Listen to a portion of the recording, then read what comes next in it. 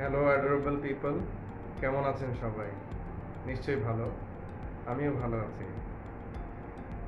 আজ যে বিষয়টি নিয়ে আলোচনা করব সেটি হচ্ছে বাংলাদেশের জাতীয় সঙ্গীত পরিবর্তন নিয়ে বেশ কয়েকজন কথা বলছেন, সেই বিষয়টি নিয়ে আলোচনা করব। ব্রিগেডিয়ার জেনারেল আজমিও জাতীয় সঙ্গীত পরিবর্তনের কথা বলেছেন।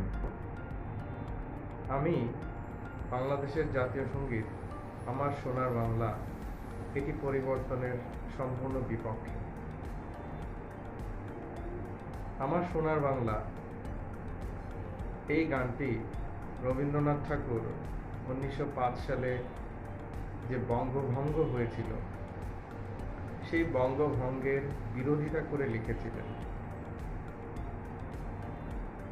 তৎকালীন ভারতের ব্রিটিশ ভাইসরয় লর্ড কার্জন বঙ্গভঙ্গ করেছিলেন। বঙ্গভঙ্গ অর্থাৎ বাংলাকে তিনি দুই ভাগে বিভক্ত করেছিলেন। একটি ভাগের নাম ছিল পূর্ববঙ্গ, যার রাজধানী ছিল ঢাকা এবং অধিকাংশ মানুষ ছিলেন মুসলমান। অন্যদিকে পশ্চিমবঙ্গ, যার রাজধানী ছিল কলকাতা এবং সেখানে সংখ্যাগরিষ্ঠ লোক ছিল হিন্দু। তো রবীন্দ্রনাথ এই বঙ্গভঙ্গকে মেনে নিতে পারেননি। উনি বিরোধিতা স্বরূপ এই আমার সোনার বাংলা গানটি রচনা করেছিলেন। গানটির সুরের সাথে তৎকালীন শিলাইদহের গগন হরকরা নামক একজন বাউলের একটি গানের সুরের সাথে বেশ মিল পাওয়া যায়। গানটির নাম ছিল আমি কোথায় পাবো তারে।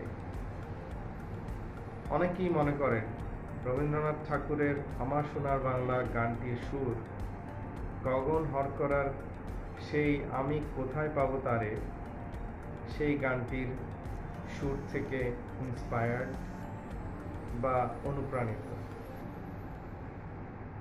আমার সোনার বাংলা গানটির প্রথম 10টি লাইন 1972 সালের জানুয়ারি মাসে বাংলাদেশ রাষ্ট্রের জাতীয় সঙ্গীত হিসেবে স্বীকৃত হয়। আপনারা উইকিপিডিয়া থেকে প্রাপ্ত কিছু তথ্য দেখতে পাচ্ছেন। প্রশ্ন হচ্ছে, কেন আমরা এই জাতীয় সঙ্গীত চেঞ্জ করব বা করা উচিত? আমার মতে জাতীয় সঙ্গীত হিসেবে আমার সোনার বাংলা এটি পারফেক্ট।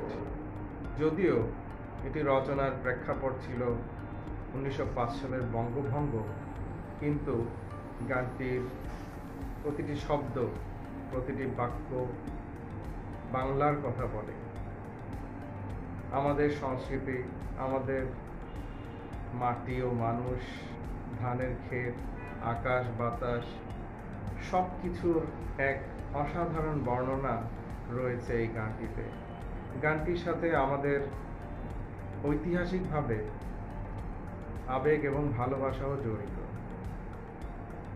কেউ হয়তো মন্তব্য করতে পারেন যে আমরা অন্য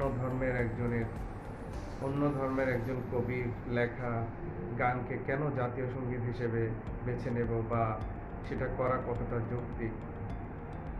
আসলে এই ধারণাটাও ভুল। রবীন্দ্রনাথ ঠাকুরের ধর্ম এখানে বিবেচ্য নয়। তিনি একজন মানুষ, তিনি একজন কবি, সেটাই প্রধান বিবেচ্য হওয়া উচিত।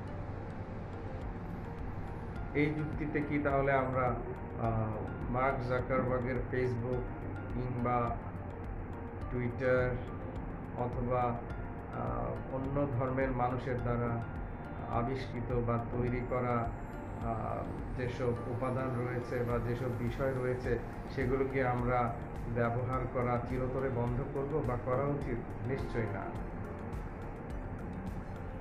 যদি এমন হতো যে ওনার এই আমার সোনার বাংলা কবিতায় কোনো লাইন বা কোনো বাক্য রাষ্ট্রদ্রোহিতামূলক কিংবা কুরুচিপূর্ণ, তাহলে হয়তো পরিবর্তনের কথাটা যৌক্তিক হতো। তাছাড়া আমরা যদি এটা বলি যে উনি অন্য দেশের, আমাদের দেশের কোনো কবির লেখা গানকে আমরা জাতীয় সঙ্গীত হিসেবে বেছে নেব বা উচিত, সেই যুক্তিও আসলে লজিক্যাল ফ্যালাসি বা ভ্রান্ত যুক্তির নামান্তর। যদি এমন হয় যে সুন্দরবনে একটিও বাঘ অবশিষ্ট নেই, তখন নতুন জাতীয় পশু নির্বাচিত করার বিষয়টি কেউ তুললে সেটি যৌক্তিক হতো। কিন্তু জাতীয় সঙ্গীত যদি আমরা কথায় কথায় পাল্টাই, তাহলে দেখা যাবে এখন পাল্টালে কয়েক বছর পর অন্য কেউ এসে আবার অন্য কোনো গানকে জাতীয় সঙ্গীত হিসেবে নির্বাচিত করবে বা করতে চাইবে। সেই ক্ষেত্রে বিষয়টি দেশে এবং বিদেশে একটি হাস্য বিদ্রূপের উপাদান হবে। আমার মতে আমার সোনার বাংলা জাতীয় সঙ্গীত হিসেবে আছে এবং থাকা উচিত, এটি পরিবর্তন না করাই বাঞ্ছনীয়। Thank you so much for watching this video. Thanks a million. ভালো থাকবেন। আল্লাহ হাফেজ।